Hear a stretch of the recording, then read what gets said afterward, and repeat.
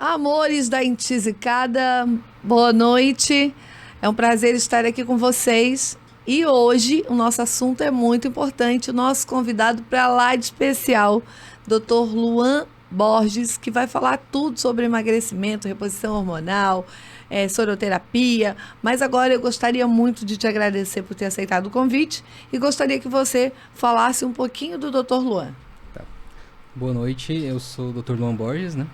Eu sou um dos sócios ali, proprietário do Instituto Equilibrium, meu e da minha esposa. E a gente trabalha com uma medicina voltada principalmente na saúde da pessoa. Então a gente foca ali na estética avançada, emagrecimento, reposição hormonal, a terapia com injetáveis da soroterapia e além de trabalhar também com os implantes hormonais, tá? Que é uma via de reposição hormonal bem interessante, cuidando do emagrecimento, hipertrofia e performance dos pacientes. Mas sempre em primeiro lugar a saúde. Então a clínica faz de tudo, né, doutor? Faz de tudo. A gente trabalha em equipe. É focado para ter uma atenção bem integral ao paciente. Sai de lá lindão e se amando. Ótimo, tem que melhorar da cabeça ao corpo, tudinho.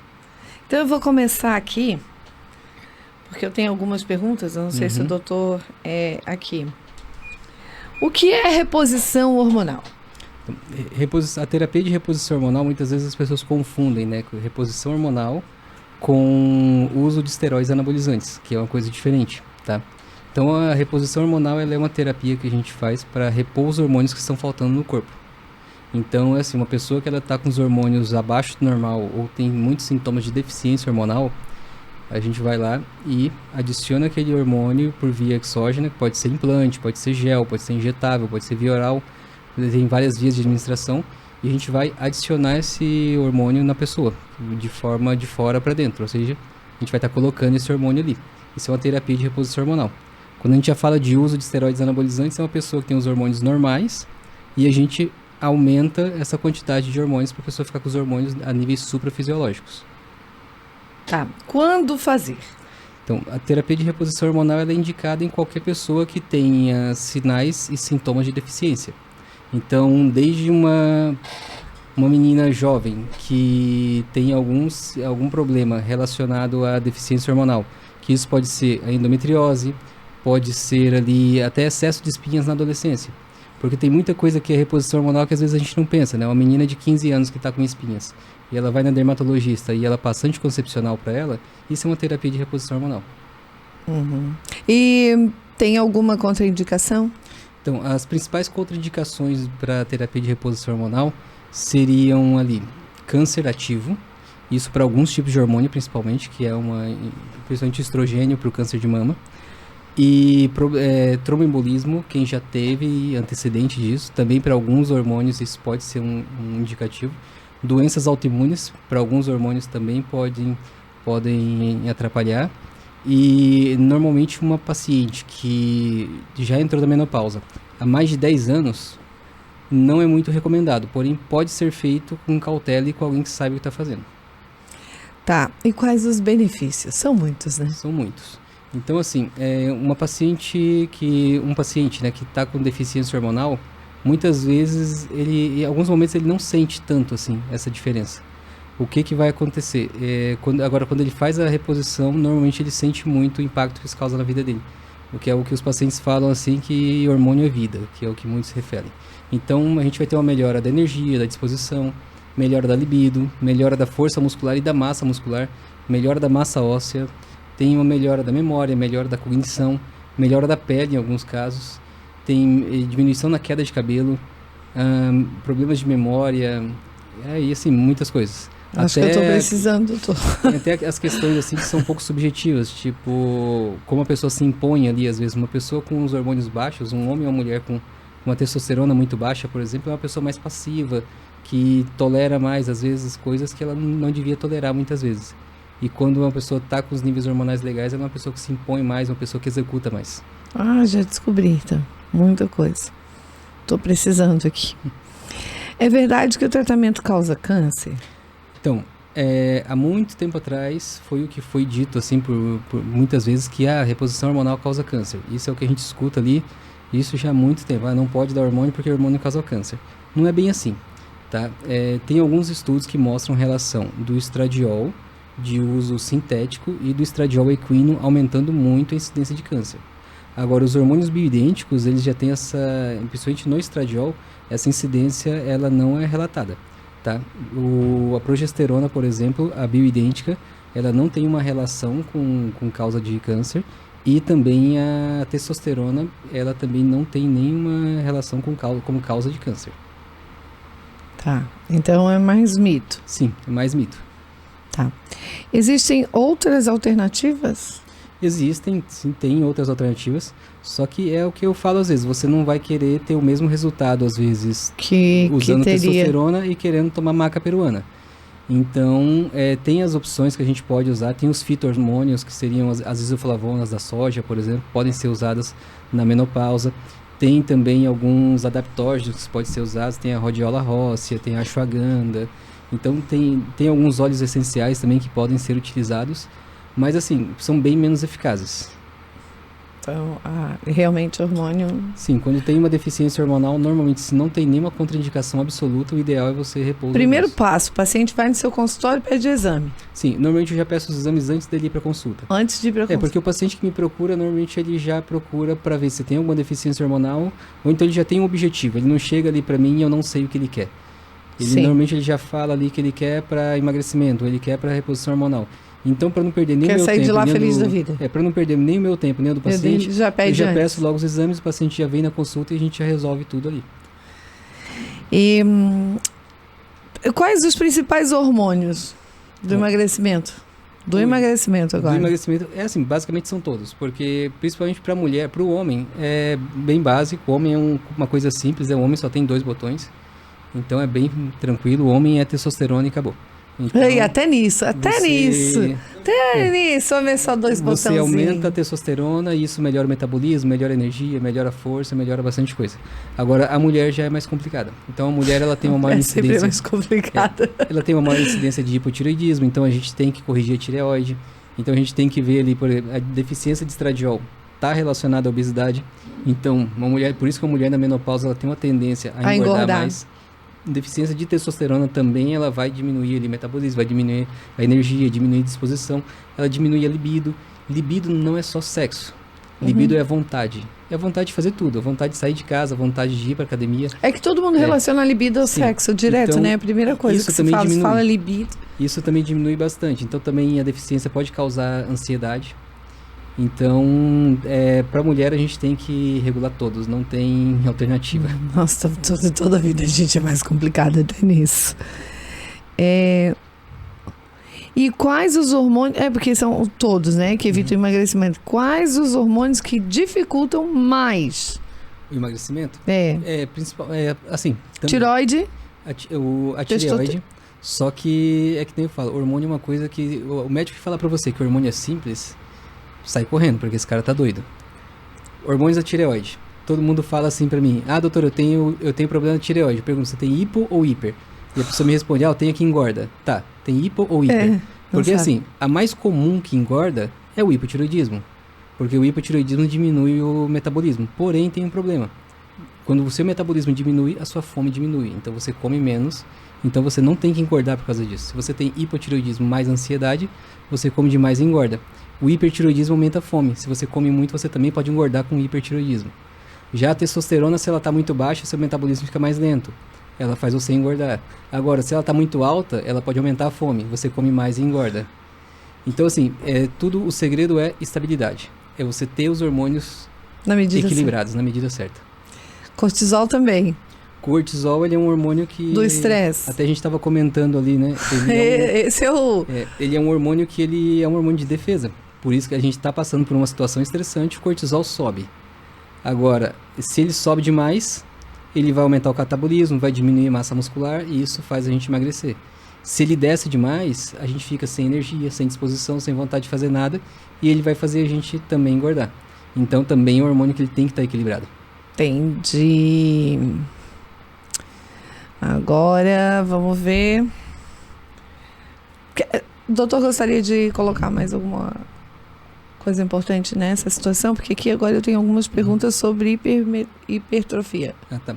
Então, o que eu sempre deixo bem claro nas consultas com os pacientes é que muitas vezes o paciente ele chega na consulta de emagrecimento com o médico e a primeira coisa que ele pensa, o que eu vou tomar para emagrecer? Na verdade, o que você vai comer para emagrecer? Sempre o mais importante é a dieta. Então, isso é o que eu tento deixar isso bem claro para o paciente, porque não adianta. Eu posso te dar os melhores medicamentos que tiver para ajudar você a emagrecer. Se você não fizer uma dieta, não se alimentar bem durante esse processo, a gente vai ter dois problemas.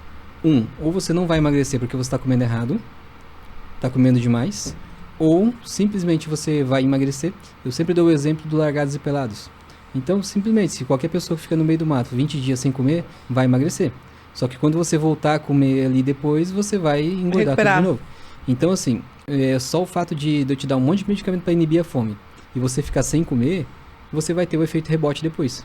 Agora, se você faz uma dieta adequada durante todo o processo de emagrecimento, atividade e cuida física, da alimentação, junto com a atividade física, vitamina, e repondo tudo certinho que tem que repor, a gente evita esse efeito rebote, porque primeiro você vai ter uma educação alimentar e depois a gente vai ajustar o seu metabolismo e isso vai chegar no seu resultado. Então, sempre, a base de tudo é a dieta principalmente e a atividade física. Hormônio, medicamento, tudo é complemento disso. Não adianta, né? Não tem como fazer milagre. É a base. Isso aí, se você for ali... Porque até você pode dizer, eu vou te dar alguma coisa. Hoje tem muito recurso, mas a pessoa tem que se ajudar também um pouquinho, né? Não adianta dizer, eu posso comer de tudo e história. Eu costumo brincar que a medicação ela tem que ser uma muleta e não um carro. Ela tem que te ajudar a chegar no seu objetivo, não te levar até lá.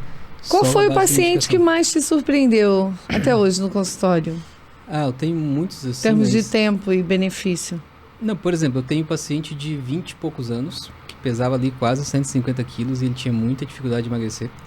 Ele veio de outro médico ali que ele não tinha emagrecido nada no protocolo, então a gente pegou ali, olha, a partir do momento que a gente deu uma dura nele, deu um choque de realidade. Assim, ele começou a se exercitar, começou a se alimentar bem. Olha, ele já perdeu 30 quilos já nos últimos 2 meses. Então ele está evoluindo muito bem, ele sempre manda as fotos ali, ele está animado. Isso é uma coisa que eu gosto muito de ter essa relação com o paciente. Todos os pacientes que passam por mim, eles têm o meu número. Então eu gosto que eles falam comigo, me mandam os resultados, falam como é que tá. Se precisar ir lá me ver, tá aberto lá para eles irem. Então, assim, eu gosto muito de ter esse contato com os pacientes, para ter esse segmento. E tem uma outra paciente também que ela chegou para mim esses dias e ela falou, doutor, eu tenho essa quantidade para mim gastar e eu tenho que perder 10 quilos para minha formatura. E foi assim, 3 meses e ela perdeu os 10 quilos e assim, ela não gastou muito, porque realmente ela falou pra mim quanto que ela tinha e eu falei, vamos montar dentro disso, pra você chegar no seu resultado. Ela montou um Instagram lá pra fazer a dieta, pra fazer o segmento e tá tendo um resultado bem bacana. Que legal. Eu preciso já fazer meus exames pra ir lá. Pergunta frequente sobre, vamos ver o que eles estão perguntando. Qual o melhor treino de hipertrofia? Então, esse aí a gente volta naquela mesma coisa, dieta. Treino, ele é igual para hipertrofia e para perda de peso. É o mesmo, não muda nada. Sempre, treino, o que a gente recomenda, né? Eu tenho uma pós-nutrição esportiva e o que eles mais falavam treino é até a falha. Você tem que fadigar o músculo. Então, se você quer emagrecer, você vai treinar até a falha, porque um treino até a falha ele gasta mais calorias. Se você quer aumentar de massa muscular, você vai treinar até a falha, porque treino até a falha ele vai gerar hipertrofia. Porém, o que vai definir se o seu corpo ele vai construir ou se ele vai destruir? A quantidade de comida que você dá. Se você dá mais calorias do que ele necessita, ele vai armazenar, então ele vai construir. E a gente vai gerar o anabolismo. Então ele vai construir músculo se você treina, ou vai construir gordura se você está sedentária. Agora, uma pessoa que ela está consumindo menos do que deveria, ele vai ter que fazer o quê? Se você está treinando, isso é um estímulo para evitar a perda de massa muscular. Porque você está dando um sinal para o seu corpo de que o seu corpo precisa de músculo, porque você está usando eles. Agora, uma pessoa que está sentada ali, não está fazendo nada, que sinal você está passando para o seu corpo? Que você não precisa de músculos.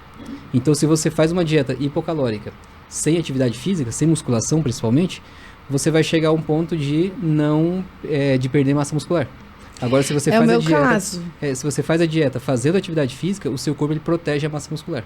Porque é engraçado, porque algumas regiões é muito difícil, né, de perder. A gordura localizada.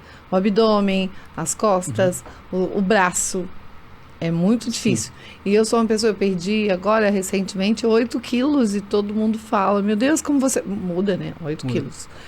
Mas vai tudo embora. Eu viro campeã de natação, nada de frente, nada de lado, nada de costas. Sim. Então, por isso que é importante, às vezes, isso aí é uma coisa que as mulheres Nada não de trabalham. nada. A mulherada dá trabalho no emagrecimento por causa disso. Por quê? A gente Muitas perde vezes, bunda, perna. o paciente, a mulher, principalmente, ela chega pra gente, é assim, ela quer emagrecer. Só que emagrecer, na cabeça da mulher, não é perder gordura, é perder peso. Então, tipo, se a menina chega pra mim com 80 de cintura, pesando 60 quilos, e ela volta depois de 3 meses, e ela tá com 60 de cintura e tá pesando Os os mesmos mesmos 80. 80, ela não emagreceu nada. Na cabeça dela, ela continua gorda, ela não emagreceu. Então é bem assim, é difícil às vezes você É colocar porque a isso na gente cabeça quer, dos na pacientes. verdade, perder medida. É claro, quando Ela você tá quer ver o gordo, você número, quer perder não quer peso. pedir, ela quer ver o número na balança, porque o número da balança é aquele que... E mulher, ela tem um problema que é o quê? Ela sobe todo dia na balança. Eu tenho minhas pacientes, eu já proíbo elas, eu falo, olha, se der, sobe só quando vier aqui. Porque eu acho que dieta, ela tem que ser igual relacionamento. Se você tá fazendo direitinho, confia. E se você tá fazendo errado, não adianta você ficar procurando, porque se tá errado, tá errado. Tá acabou. errado? Você que tem que melhorar, não é a balança, né? Sim. Balança só vai te dizer Não adianta, porque normalmente quando o paciente sobe na balança Aí direto, entra em desespero e Isso. desiste. e daí a mulher ainda tem aquela questão, o ciclo menstrual, ele pode dar alteração na retenção de líquido, então pode acontecer de E o você horário tá- também, que a Sim. pessoa pesa, né? E o horário, mas assim, qual que é o problema? E pior aquele pessoal que pesa em farmácia, porque cada balança de farmácia, você subir em 10, vai dar um peso diferente. Você acha que o pessoal calibra aquela balança de quanto em quanto tempo, né? Gente. Aquela balança, aquela balança da farmácia que está há 10 anos lá, ela foi calibrada quando ela foi comprada há 10 anos. Nunca Então mais não ninguém- era eu que estava gorda, Vlad. Era a balança da farmácia, não tem balança em casa. Dá muito. Ai, eu sabia que tinha alguma coisa de errado. Gente, Era eu já fui numa balança. balança daquela lá que ela dá até altura, né? Ela falou que É, eu tinha isso. 1,75 de altura. Eu tenho É? 1,67. Te ajudou, né? É totalmente desregulado aquele negócio. Ah, vamos ver. É verdade que o aeróbico atrapalha a hipertrofia? Não, ele ajuda e muito. Ajuda? Então Ajuda. é mito. É assim, o que acontece? Claro, você vai ficar fazendo só aeróbico, vai fazer maratona, por exemplo, vai correr 40 quilômetros, aí, claro, não é isso, né? Mas agora você fazer aeróbico, ele pode até ajudar na hipertrofia, tá? Principalmente porque tem uma coisa interessante que é assim, aquela questão da fadiga muscular. Quando a gente treina fazendo músculos pequenos, tipo bíceps, tríceps, é muito fácil você fadigar eles. É muito simples, ombro você fadiga rápido. Agora quando você treina músculos grandes, como peitoral, costas, pernas, são músculos difíceis de fadigar. E muitas vezes a gente tem uma fadiga que é uma fadiga falsa, que a gente diz. Que você cansa, só que o seu músculo não fadigou ainda. Só que você cansa por quê? Porque você não tem condicionamento cardiovascular. Se você faz aeróbico, você tem um condicionamento cardiovascular. E agora só voltando para a pauta daquele outro programa que a gente vai fazer depois, né? Até a questão sexual, né? Porque não adianta melhorar a libido se você não dá conta de se mexer. É, gente, ali, o né? doutor vai ser um dos nossos convidados no próximo Intisicada para Maiores. Você não Então, consegue se mexer daí direito. Então é a mesma coisa, no exercício você começa a fazer o é, exercício. porque daí a pessoa ali na hora do, você do tá vamos fazendo- ver também não vai ter Mas energia, no nem para exercício é a aquilo. mesma coisa, você começa a fazer o agachamento com muito peso, você cansa, só que o seu músculo da perna ainda não cansou. Mas daí você dá uma impressão de que fadigou, mas na verdade você teve uma fadiga que eles falam central, que é o sistema cardiovascular e respiratório que fadigou, não o músculo. E o que a gente quer fadigar é o músculo. Entendi. Então fazer esteira ela vai auxiliar também. Tá. E com que frequência devemos mudar o treino? Mas isso tem que... É assim, ó, existe uma coisa chamada periodização de treino. Tem aquele mito de faz de 8 a 10 para ganhar, Teria que ter de aqui 12 a 15, um personal junto. de 12 a 15 para manter e de 15 a 20 para queimar. Na verdade, existe uma periodização de treino que o pessoal faz. Então, assim, o que acontece? Qual é o recomendado? Aquela questão da fadiga muscular. Digamos que você vai lá e vai fazer peito, você faz com 10 quilos. Então, você está fazendo ali o estímulo de peito com 10 quilos e você consegue fazer, digamos, 8 repetições. E daí você vai fazendo ali, toda semana você vai fazendo esse treino. depois de umas 2 semanas, você vê que você vai estar fazendo já o que você fazia com 8, você vai estar conseguindo fazer 12. E passou mais uma semana, às vezes você já consegue fazer aquilo com 15. Quando você começa a fazer muita repetição com aquela carga, é o momento de aumentar a carga. Então você aumenta a carga para uma carga que você vai conseguir fazer entre 8 e 10 repetições, e daí você espera até o seu corpo se adaptar a essa carga para você aumentar a carga de novo. Então, assim, não tem um tempo exato. A gente vai depender muito, assim, se a pessoa está usando hormônio ou não, a dieta que ela está fazendo, o biotipo também. Então, assim, sempre que o seu corpo ele tiver leve aquele treino, então é o momento de aumentar a carga. Que é a periodização de treino que isso aí normalmente o personal ele faz. Entendi. Vamos ver agora.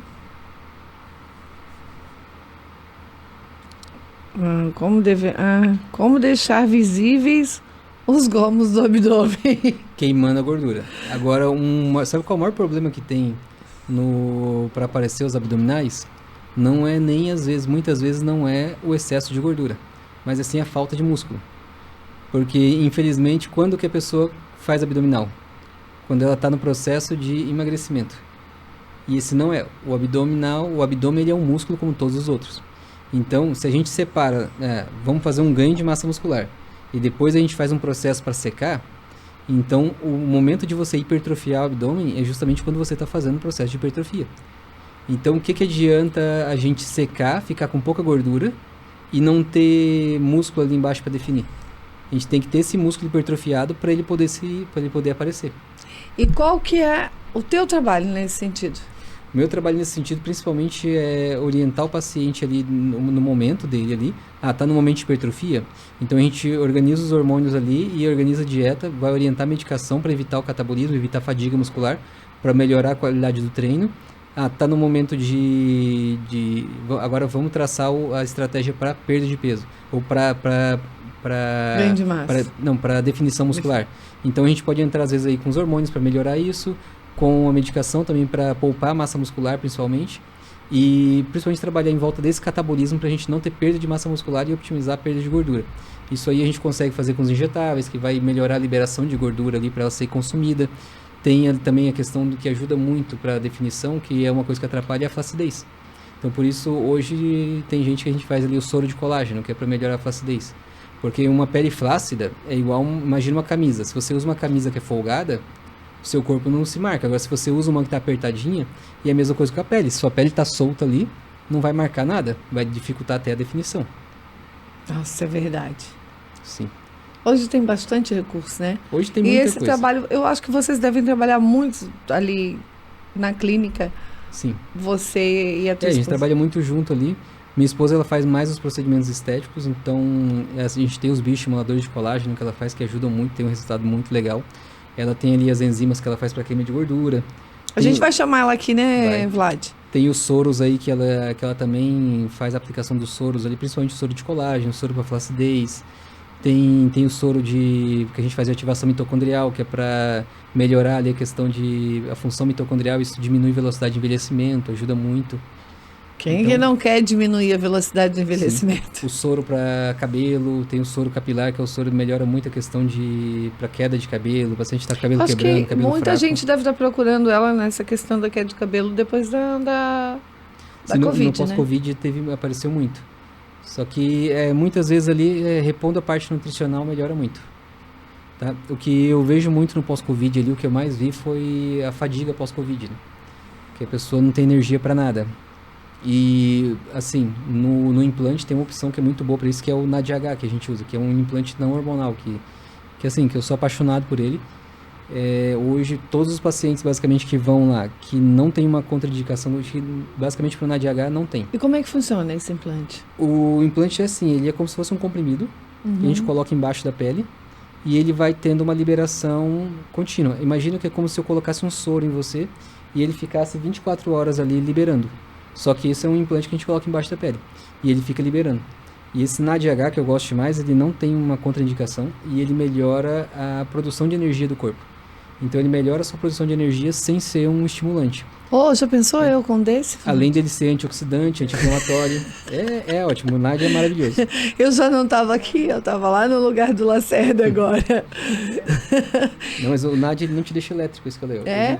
Não, mas eu digo eu com mais energia. Ele melhora raciocínio, ele melhora a função metabólica, ele te deixa bem.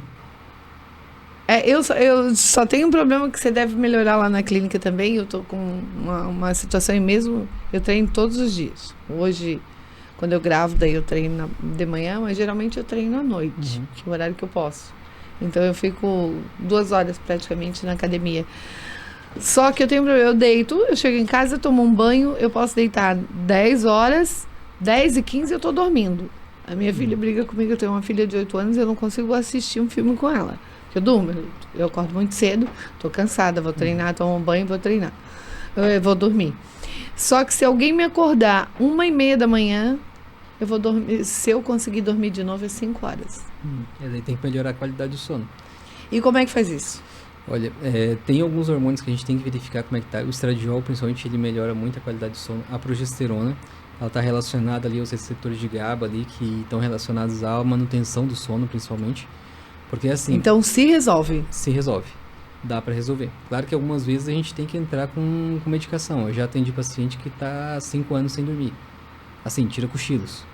Sim, então, num caso desse, eu tenho um sono muito leve. Então, se alguém mexer comigo, eu acordo, eu me assusto e não durmo mais. Num caso desse, eu não vou entrar com óleo de lavanda, né? Com uma paciente dessa. Daí a gente, às vezes, a ideia é fazê-la dormir, porque ela precisa muito.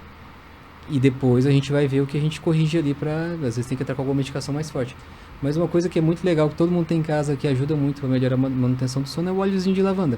Algumas gotas ali no travesseiro. O doTERRA, eu tenho o kit completo na minha casa. Eles são bem legais, os óleos essenciais são ótimos. Os óleos essenciais, esses doTERRA mesmo, eu tenho um sobrinho com paralisia cerebral e tem ajudado ele muito na respiração. Ele tem um problema sério na respiração e tem ajudado bastante. Os óleos essenciais, quando bem usados, assim, são bem interessantes. Associados a tudo isso, né? Sempre dá para usar alguma coisa assim, são baratos, são acessíveis, então é uma opção bem legal às vezes. Inclusive tem, ajuda até para pele e tudo, tem para tudo, né? Vamos lá, agora soroterapia. Quais os objetivos da soroterapia? Também tem muitos. Hoje, os principais soros que eu trabalho lá, a gente tem o ativador metabólico, que é para melhorar a função metabólica ali, para melhorar a queima de gordura. Tem o detox, que ajuda ali para quem está com um problema hepático, para quem está com excesso de ferritina, ajuda bastante para diminuir. Tem um anti-inflamatório e antioxidante, que diminui a inflamação do corpo, diminui o estresse oxidativo. Isso aí, assim, para a saúde é ótimo. Tem soro para melhorar a imunidade, soro para melhorar a produção de colágeno, soro para melhorar a flacidez, tem soro para melhorar a massa óssea, soro para melhora de massa muscular. A gente tem soro ali para melhorar a energia mitocondrial, que daí ele, junto com o NADH, ele fica um combo bem legal. A gente tem ali soro para cabelo, para melhorar crescimento capilar. Já vi que o povo tem que fazer um combo mesmo. Tem muita coisa que a gente consegue fazer no soro ali. E esse soro, o que é? Ele é algumas vitaminas, coenzimas, alguns minerais que a gente coloca de forma venosa, que vão ter um efeito ali, praticamente quase que imediato, a gente pode dizer. Muito rápido. Porque qual que é o problema? A medicina ortomolecular, que era bem popular antigamente, ela foi migrada, basicamente a maioria migrou agora para a soroterapia. Porque a gente tinha alguns problemas nessa área. É bem legal, tem uma reposição bem completa de vitaminas que a gente faz, mas qual é o problema? Imagina você tendo que tomar tipo 20 a 30 cápsulas por dia. Entendeu? Muitas vezes não é tolerável para o paciente, incomoda, o paciente fica ali, esquece de tomar, daí algumas vezes o paciente ele já está, principalmente um paciente obeso, isso já vem associado a uma desbiose, então isso já prejudica a absorção intestinal da vitamina. Então tem vários fatores ali que a gente consegue pular isso fazendo o soro. O soro, primeiro que o paciente não vai esquecer de tomar, ele foi ali, fez, acabou. Está dentro do corpo dele. Pode ir embora. E tem que repetir depois de quanto tempo? Então, depende do soro. Tem alguns soros ali que eu tenho uma aplicação intramuscular que eu faço de pele, cabelo e unha, que para cabelo as pacientes gostam muito. E assim, eu tenho paciente que faz ali cada 3, 4 meses. Já o soro mesmo capilar vai até uns 5, 6 meses. Então, a vitamina D, por exemplo, que eu faço intramuscular, eu tenho paciente que ela faz implante e ela faz a vitamina D e ela volta em 5 meses com os outros exames para ver depois do implante dela, e a vitamina D continua boa. Eu tenho uma mesmo que voltou agora tem pouco tempo, que ela vai fazer de novo o exame pra gente ver como é que tá daqui 3 meses. E a vitamina D dela continuava em níveis legais, com uma aplicação intramuscular. Legal. E para quem é indicado? A soroterapia é para todo mundo, não tem assim uma... É assim, tem contraindicações para algumas vitaminas, tem umas síndromes raras, tipo a deficiência de G6PD, que vai ter um problema no metabolismo da vitamina C, então a gente tira a vitamina C. Quem tem pedra no rim, daí não é muito bom a gente colocar doses muito altas de vitamina C. Também a gente... Mas isso tudo é visto em tudo consulta. feito nos exames. Isso, é tudo visto, a gente vai conversar tudo isso em consulta, ver, porque normalmente a gente já se detecta algum problema, tipo uma pessoa que tem essa deficiência de G6PD. Ela não vai morrer porque colocou um pouquinho de vitamina C, mas pode ser incômoda, a pessoa pode ficar com icterícia, que vai ficar um pouquinho amarelada, mas assim, é uma coisa bem rara também de acontecer. Entendi. E já a pedra no rim, quem tem pedra no rim sabe que tem, porque dói. Então já é uma... Quem tem esse antecedente, a gente já vê na consulta, já tira do soro e pronto. Entendi. Resolvido. Quais os cuidados que devem ter com a soroterapia? Principalmente são os cuidados que a gente tem que ter. Os maiores perigos ali da soroterapia, eles estão no procedimento. Então, basicamente, o médico que vai fazer, ou a enfermeira que vai fazer, ou a técnica que vai fazer, ele tem que ter o cuidado de limpeza, de pegar um bom acesso venoso, porque o maior risco ali é a infecção. E claro, a anamnese que a gente vai ter do paciente depois, porque o paciente às vezes tem uma alergia a alguma coisa. Eu já atendi paciente que tem alergia a praticamente todos os anestésicos. E ela queria fazer implante, então tipo assim, não dá. Porque não dava para fazer implante sem anestesia. Tenho alergia e não tinha a anestesia do dentista. Sim, daí sempre, mas aí o que acontece? Muitas vezes ele mudou o tipo de anestesia. Às vezes usava lidocaína, agora começou a usar buvacaína. Pode ser. Então, e às vezes esquece de perguntar, porque sempre é bom perguntar, né, isso. Então, assim, acontece. E se o paciente tem alguma alergia, ou então tem alguma síndrome que ele que não metaboliza bem alguma coisa, daí a gente já retira do soro muitas vezes, ou então até indica outro tipo de soro. Mas pode desenvolver uma alergia? Normalmente desenvolver alergia é bem raro. O que acontece muitas vezes? Por exemplo, camarão. Cara, se uma pessoa não tem alergia a camarão e ela desenvolve alergia a camarão, muitas vezes está relacionada à água que esse camarão é produzido. Porque Entendi. o camarão, ele é filtrador, ele vai ver tudo que tem na água. Então, você pode muito bem comer camarão aqui em Balneário e não ter alergia com camarão aqui do local. E você viajar para a Argentina, chega lá e você tem alergia ao camarão. E, na verdade, às vezes não é o camarão, é alguma toxina que tem na própria água ali, ou alguma contaminação que teve também, muitas vezes, né? Quais os soros mais utilizados na prática, na clínica? Hoje, eu acho que, tipo, ativador metabólico, o de energia mitocondrial, praticamente todo mundo quer fazer esse soro. O de colágeno hoje, meu Deus, assim... O de colágeno disparou, então. De colágeno, a mulherada se desse pra fazer um cada Eu 2 sou dias, uma, elas faziam. eu super indico. Sim, meu Deus, assim, e as pacientes que fizeram, a maioria dá um feedback muito bom, assim, de resultado. O soro capilar, vai demais, daí o de queima de gordura. O anti-inflamatório e antioxidante é um que eu faço muito, porque hoje, com alimentação, com estilo de vida, é muito difícil alguém que não está inflamado. E hoje a inflamação, ela é basicamente, a gente entende que ela é a mãe de quase todas as doenças. Então, assim, câncer, Alzheimer, Parkinson, os próprios infartos aí, então, tipo, muita coisa tá relacionada a essa inflamação. E você melhorando essa inflamação, você consegue diminuir essa incidência dessas doenças. O açúcar é um grande... Sim, o açúcar ele é um vilão, sim. É todo o excesso, né? Hoje, assim, tudo que é refinado não é muito interessante. Tá? Quanto mais, é o que eu recomendo muitas vezes, assim, quanto mais natural a comida, Porque todo mundo fala só do açúcar, mas o sal é um grande inimigo também. Eu não vejo tanto assim. Eu vejo que o açúcar é pior. Porque pior? Porque hoje o sal, qual que é o problema do sal? É o excesso. Mas se você for ver sal de cozinha, a gente até que não come tanto. Onde é que mora o perigo? No sódio. Entendi. E o sódio, ele não é o sódio que está no sal que faz mal pra gente. Porque o sal de cozinha, a gente coloca ali algumas coisinhas. Mas aí eu vejo muita gente às vezes criticando a Coca-Cola, que ali, tem muito sódio na Coca Zero. Não, a Coca Zero ela é considerada um alimento baixo em sódio. Ela tem pouco sódio. E daí a pessoa pega e fala assim, que tem 180 miligramas de sódio num copo de Coca Zero. Sim, uma colher de shoyu tem 800. Nossa! E quanto de shoyu você consome quando você vai no sushi? Muito. Então, assim, o pessoal fala muito de umas coisas e esquece. Então, o problema do sódio, ele não tá nem no sal ali que a gente põe na mesa. Aham. Ele tá nas comidas que a gente come, porque tudo que a gente vai comer ali de processado tem sódio. Então, assim, é bem alta, a maioria das coisas é bem alta em sódio.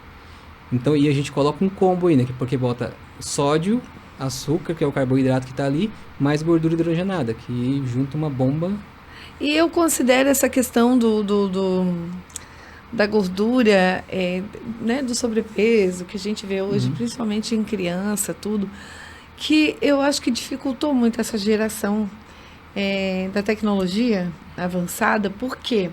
Se você pegar a foto das pessoas há 30 anos atrás, era diferente a alimentação, Sim.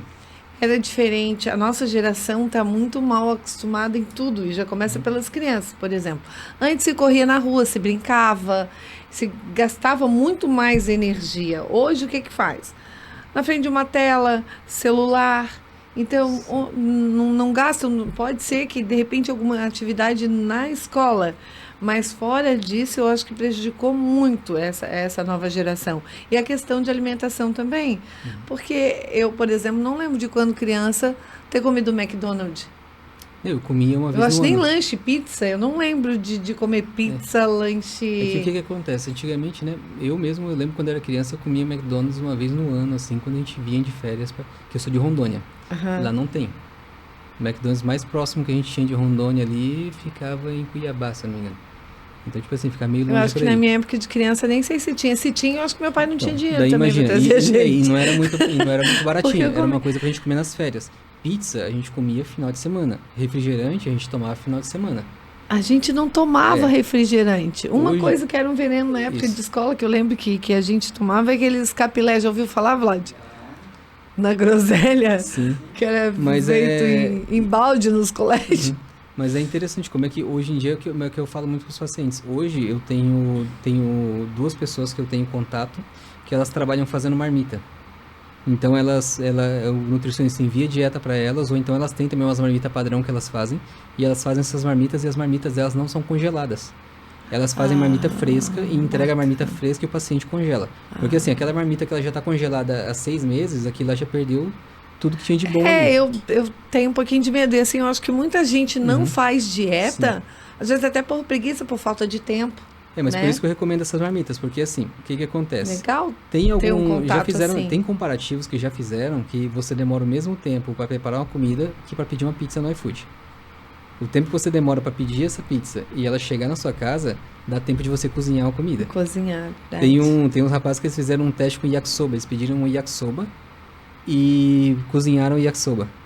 Fizeram em E casa. eles terminaram o yakisoba antes de chegar o do Eu iFood. acredito. E, detalhe, o yakisoba que eles fizeram em casa estava quentinho.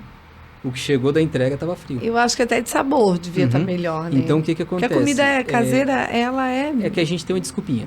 É que Demora muito, é mais rápido. Não é mais rápido. Não é mais rápido, não é mais barato. E não é mais saudável. E não é mais saudável.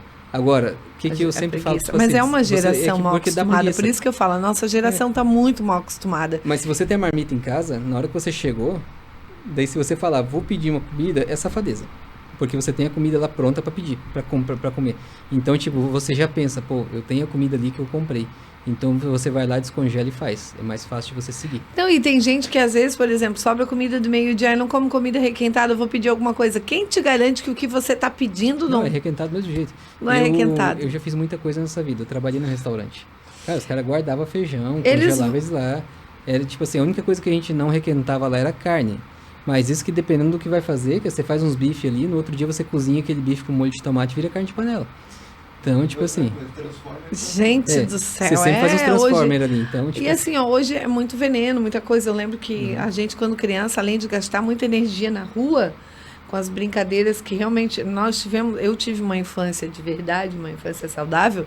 E assim, eu lembro que fruta, hoje a gente vai, por exemplo, numa verdureira, numa fruteira, é muito caro. E era coisa que a gente tinha de graça ali. né, Goiaba, eu morei num goiaba. Meu avô tinha um goiabal atrás da eu casa cresci dele. comendo manga, goiaba e jaca. Então a gente teve tudo isso. A laranja, a pitanga, que hoje quase ninguém ouve falar em pitanga, as amoras. goiaba, amora, laranja, tínhamos João Bolão, a gente tinha acesso a banana, muito a banana, meu Deus, se jogava fora. Mas antigamente a gente via que esses produtos naturais eles eram baratos, e daí todo mundo comia isso, e tipo Danone, essas coisas eram super caros. E se Então, tinha a gente não horta em comia casa, tanto. então a gente não tinha comia. Hoje em dia acesso já é a o tudo contrário. isso. Hoje em dia a banana tá cara e às vezes o iogurte, a bolachinha aí tá mais barato. Bem mais barato. E a realidade de hoje. Uhum. Então, até pela alimentação, antes a carne branca, o que tinha? Porco, se criava, quem morava em sítio, em área maior, meus Sim. avós criavam porco, galinha era criado ali, não tinha porque hoje até para esticar a galinha já vem estufada, né? Então Sim. você não sabe o que está comendo. Não faz ideia. Tanto que A nossa alimentação, o frango por mais congelado de saudável que a mercado gente tem tente, não é uma alimentação Você sabia que saudável. o frango de mercado, aquele frango congelado que a gente compra, se você olhar nos ingredientes, tem açúcar. Ó, Então, assim, o que eu falo para os pacientes às vezes? Muitas coisas. Mas tem alguns detalhes que a gente pode ajustar, mesmo com toda. Cara, assim, se você vai comer uma besteira, tenta comer menos pior. Então, olha os ingredientes. Tem produto que você vai consumir ali que, tipo um leite. Você pode pegar um leite de uma marca que tem 10 ingredientes no leite. O outro leite tem só 3. Qual que é melhor? Entendeu? Vai no que tem menos ingredientes, o que tem menos besteirada ali no meio. Pelo menos, dos males, o menor, pelo menos. Muitas vezes é difícil você escapar de algumas coisas, assim, na correria do dia a dia. Porém, a gente pode fazer umas escolhas para causar o mínimo de danos possível. eu tenho uma filha de 8 anos que, infelizmente, eu fiz de tudo, mas ela não gosta de comida. Então, mas a culpa é nossa. Ela come muito, né, Vlad? Mas ela come muito, ela Mas tá já o viu? tempo todo. Mas a Eu culpa- a sei, culpa é nossa, mas né? eu já fiz de tudo. Porque o que acontece? Eu atendi, teve uma época... Agora eu resolvi deixar passar fome. Então, quando eu comecei a atender há muito tempo atrás, eu me trabalhar com emagrecimento, teve uma época que eu atendi criança. Só que dava muito problema. Não era nem pelas crianças, é que normalmente chegava uma mãe que não cabia na cadeira, reclamando que o filhinho estava muito gordo. E eu olhava para ele e falava assim, mas a senhora também tá? E ela, eu não, eu tô Reflexo, bem. né? Ele fala, não, se você não fizer dieta, se seu marido não fizer dieta, se todo mundo que fizer morar na casa, não cuidar da alimentação, você quer que eu fale pro seu filho para ele comer alface enquanto você tá comendo Danone? Não dá. Então todo mundo tem que fazer. E as mães não aceitavam muito bem. Porque era muito fácil ela vir lá reclamando que o filhinho dela tava meio gordinho. Tipo, a mãe vinha reclamar pra mim que o filho ficava comendo muita besteira no colégio. Tá, quem dá dinheiro pra ele comprar besteirinha no colégio? É porque eu pensei agora que a tática que eu tenho com a minha filha é deixar passar fome, porque daí ela vai comer o que eu faço. Eu cozinho todos os dias, eu sou uma pessoa que cozinha todos os dias. Mas se todos os dias eu perguntar o que ela quer comer para tentar incentivar, ela vai me dizer, eu quero comer batata frita. Mas isso é uma coisa interessante, né? Que a gente percebe, né? Hoje em dia a mãe chega no filho e fala, filho, o que você quer comer? Daí o filho, eu quero nuggets com batata frita. Ah, tá bom. Daí a mãe vai lá, cozinha. Oi, filho, tá gostosinho? Cara, antigamente a mãe chegava e falava assim, filho, Vai tem comer o que arroz, tem? feijão e bife. É. Ah, eu queria nuggets. Dá um tapa no pé do ouvido do menino e manda tomar vergonha Era na bem cara. assim. Não, Não, mas eu comia. pergunto até para ver se tem alguma coisa. O feijão, mas eu quero que ela escutar que eu quero comer um macarrão. Quero comer, porque antes ela gostava. A minha mais velha. É que qual é o problema? A criança, ela não sabe o que ela quer. Por isso Ela que- não tem fome mesmo. Por isso que Ela, a maioridade é com 18 anos. A criança, ela não sabe o que ela quer direito. ela não, mas não consegue, ela passa mal comendo comida saudável. O arroz, o feijão, a carne, ela passa mal. Mas eu acho que é uma coisa que ela já levou pro cérebro. Mas é interessante, assim, algumas coisas que a gente leva. Tem muita coisa boa de antigamente, tipo, a mãe dava comida, o filho comia, mas tem muita coisa ruim. Tem muitas pessoas hoje, muitos jovens hoje, que têm obesidade, compulsão alimentar, por uma coisinha que as mães faziam antigamente, que é, come tudo e só sai da mesa quando comer tudo. E é uma cultura do brasileiro isso. Tipo, se vai um casal num restaurante, o cara pesa 100 quilos e a mulher pesa 70. Os dois pesam uma porção de macarrão. A porção ela vem igual para os dois. A mulher ela come igual ao homem. Daí ela começa a engordar e começa a reclamar, ai que eu tô engordando. Mas cara, tinha necessidade às vezes de comer toda aquela porção que você pediu? E muitas vezes a gente vai no restaurante, qual que é a cultura do brasileiro quando vai no rodízio? Ah, tô pagando R$100 isso Eu aqui. vou Não, comer ele pra já tira valer o celular, apenas os meus R$100. ele tira o celular e vai olhar lá, É. tem o quê? Tem sushi, né? Se eu colocar cada sushi a R$1, tem que comer pelo menos 100 pra bater. Então ele vai comer uns 120 que é pra bater o A valor. pizza é pior ainda. Ele tem que bater o valor do rodízio. E não é assim. Rodízio, você não vai pra passar mal. Você vai, come e tem que comer pra ficar satisfeito. Ficou satisfeito? Para. Meu pai até faz uma brincadeira às vezes que antigamente a gente ia no rodízio, já tive essa fase, eu já pesei 100 quilos. Então, tipo assim, já teve uma fase de comer assim... Quem já pesou 100 eu. quilos? Você? Eu cheguei a 100 quilos. É uma época da minha vida aí que engordei um pouquinho. Meu pai tinha uma brincadeira que ele falava assim, olha, se você vê que Mas não já enche... era o doutor? Não, foi bem quando eu entrei na faculdade. Quando eu entrei na faculdade. E meu pai falava assim, ó, se você vê que não enche, para. E porque não para de comer. E depois que eu comecei a ver isso, poxa, tipo assim, eu tô comendo pra me alimentar ou tô comendo pra me... Os olhos que a gente fala, tá comendo pelo olho. E é Minha mãe interessante que é falava o isso. seguinte, eu pesava 55 quilos no colégio. Daí eu fazia karatê, daí fazia esporte lá. Daí nisso, quando eu saí do colégio, daí eu parei de fazer esporte e continuei comendo. E eu comecei a subir de peso e eu não percebia.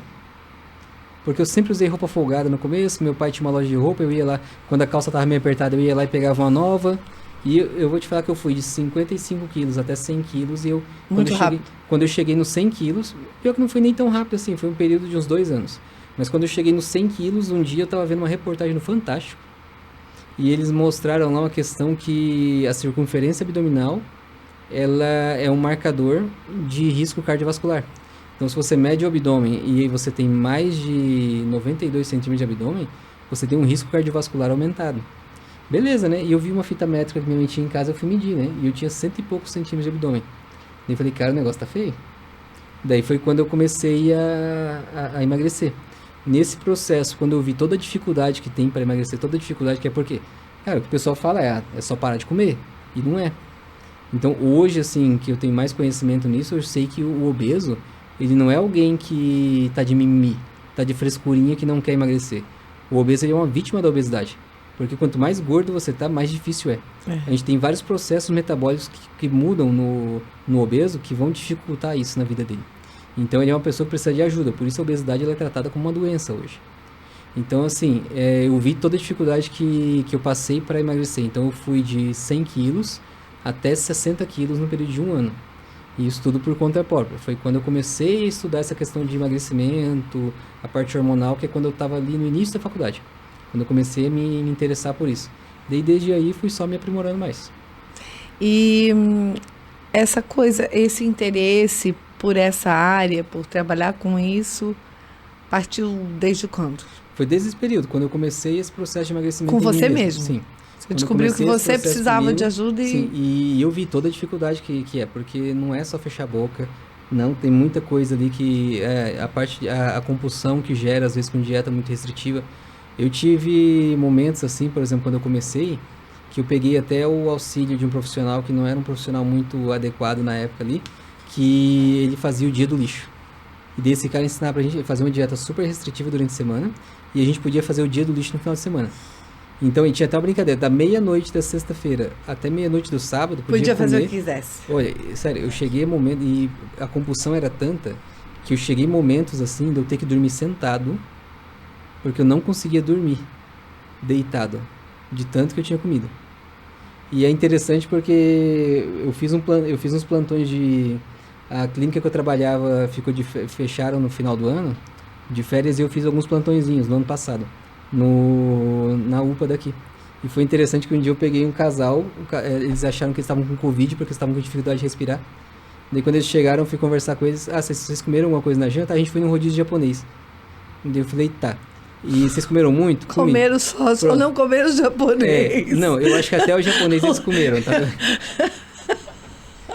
Comeram até o japonês. Comeram até o japonês. Eu acredito. Porque, meu Deus, ele com falta de ar e beleza, né? Daí eu conversando, beleza. Fui lá, dei Plasil pros dois. Pronto, melhorou. Meu Deus. Era só tinham comido demais. Comido demais, é claro. E realmente. E foi engraçado, eu achei engraçado porque foi assim, na hora que eles chegaram reclamando, eu falei, cara, eu já passei por isso. E daí nisso, eu vejo que tem muito paciente que chega, esses dias chegou uma e falou, doutor, já fiz de tudo, não emagreço, essa é a minha última esperança. Então, tipo, quando eu vejo uma paciente assim, eu sei o que ela tá passando, eu sei que não é fácil. E a maior dificuldade que a gente vê, é o que a gente via muito com paciente depressivo antigamente, é que as pessoas tratam como se fosse frescura. E não é. O gordo, ele não come muito porque ele quer comer. Ele come muito porque ele tem essa necessidade. O metabolismo dele ele funciona de uma maneira diferente. Ele sem ajuda, Ele não vai conseguir. Quem assistiu aquele filme Baleia, agora que tá aí no cinema aí, vai entender bem isso. O que leva à obesidade, o que leva à compulsão, Vou assistir. que vai levar aí, já vai juntar aí, causa os problemas metabólicos, aumenta a inflamação sistêmica, libera citocinas inflamatórias que vão aumentar o índice de depressão, vão gerar uma resistência à insulina, vão dificultar a liberação de gordura para o nosso corpo utilizar como energia. Por exemplo, se você pega um cara magro igual o Vlad, assim, ó, ele vai ficar ali, hoje, se ele comeu de manhã e fica até a noite, ele fica bem. Agora, às vezes O Vlad come um pouquinho mesmo. E agora, se você pega um obeso e ele comeu de manhã, se ele ficar 2 horas sem comer, ele começa a ficar tonto. Mas não era pra ser isso, porque o cara tem... Imagina, uma pessoa que tem 40 quilos de gordura pra perder, essa pessoa tem 280 mil calorias No corpo. no corpo pra ele usar... Dá pra ficar um mês sem comer. Um mês não, dá pra ficar 140 dias. Imagina, dá pra ficar aí 5 meses sem comer. Agora, e essa pessoa ela não consegue ficar 2 horas sem comer, que ela começa a ficar sem força. Mal. Por quê? Porque o corpo dela tem dificuldade em liberar gordura dos depósitos para ser usados como energia. Isso acontece por quê? Justamente por essa inflamação que o obeso tem. E a dieta... Não é dieta, é a que a gente... Bom, eu parei, eu cortei a janta. Uhum. Né? Eu cortei a janta, comecei no jejum intermitente. Não sei o que você acha do jejum intermitente, mas eu comecei das 8 da noite em diante não comia. Eu não tenho o hábito de tomar café da manhã, que eu sei que é um erro. Sim. Mas eu não sinto fome quando eu acordo. Então, isso é um mau sinal. Não sentir fome de manhã é um sinal de problema metabólico. É um sinal que o seu metabolismo não está funcionando bem. Você tem que forçar isso. Porque imagina assim, ó, o que a gente tem que pensar? máximo, assim, agora eu tô forçando comer uma fruta, porque eu tomo café preto sem açúcar. E se deixar, eu tomo uma garrafa de café, mas eu não tomo café da manhã. Não tomo café, não como nada de manhã. Eu almoço bem. À tarde, se deixar, eu passo a tarde inteira sem comer. O que eu sinto é muita sede daí. E sentir sede não é bom. Eu sinto muita sede. Quando eu fico muitas horas sem comer, me dá muita sede. Vamos falar primeiro da água, depois dos horários de comida. Eu comparo a água com trocar o óleo do carro. Tá? Quando você troca o óleo do carro, você tem 2 momentos que você tem que trocar o óleo do carro. Ou quando dá o tempo, tipo quando eles mandam você ir em 6 meses trocar o óleo. Quando então ele tá muito baixo. Você tem que ir em 6 meses. Ou quando você dá a quilometragem que você tem que trocar. O certo é você ou no tempo ou na quilometragem. Se o pessoal da sua concessionária falou, você tem que voltar em 6 meses para trocar o óleo, ou em 20 mil quilômetros, o que vier primeiro você troca. Você não espera o carro começar a fazer barulho ou começar a fumar o motor ali para você ir trocar. Se você fizer isso, o que vai acontecer? O carro vai estragar. Então a gente tem que tomar água não quando a gente tem sede. Sentir sede é um sinal de desidratação. E a gente não tem que desidratar para tomar água. E qual o problema? O sentir sede é um sinal tardio, ou seja, ele demora para aparecer, e ele é um sinal que ele vai embora rápido. Então, muitas vezes você está com sede, o seu corpo está precisando, digamos, de 1 litro de água para hidratar. Você toma um copinho de 200 ml e a sede passa. Só que você não repôs toda a água que o seu corpo precisa. Então, o certo é você ter ali a quantidade de água que você vai tomar. Vou tomar 3 litros de água, distribui ela durante o dia. Isso já ajuda bastante para você manter o seu nível de hidratação adequado. É que, na verdade, eu parei com a janta. Às vezes eu como alguma coisa quando a gente sai daqui, mas é o hábito só da gente sentar junto, conversar, de estar ali no momento. Mas eu saindo daqui, eu vou para casa, eu não janto, eu não tenho fome. Às vezes 1h da manhã me dá fome, eu desço, como uma fruta. Então, mas essa questão da ansiedade... E vou dormir. Tem muito paciente que fala, eu tenho ansiedade à noite, eu fico sem comer nada o dia inteiro, mas à noite... Justamente, porque você fica sem comer nada o dia inteiro. Não, eu gostava da janta justamente porque era o momento onde eu estava mais tranquila e tinha mais prazer. Então, mas que eu imagina podia que sentar, comer com tranquilidade. Isso aí atrapalha a sua qualidade de sono. Porque imagina assim, o nosso corpo... eu ia dizer isso, como eu não janto mais hoje, quando eu como, porque às vezes alguém convida para um aniversário, eu não durmo bem. Então, por quê? O nosso corpo ele é feito para desligar à noite. Então, o nosso corpo ele tem que desligar. Se você come, você tem que digerir essa comida à noite. Então, seu corpo fica trabalhando a noite inteira digerindo aquilo. Então, você não consegue dormir direito. Então, a gente tem que pensar o seguinte, a gente passou mais tempo... E com fome também a gente não consegue dormir. Não, mas por que a gente tem fome? Porque não comeu durante o dia. Então, o que acontece? Nosso corpo, ele está acostumado a quê? Ele não está acostumado a essa vida de cidade.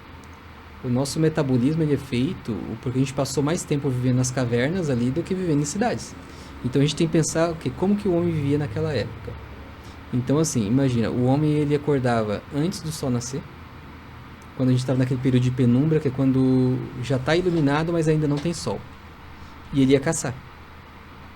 Ele caçava, matava os bichinhos dele ali, e o que ele fazia com isso? Ele levava e guardava na geladeira?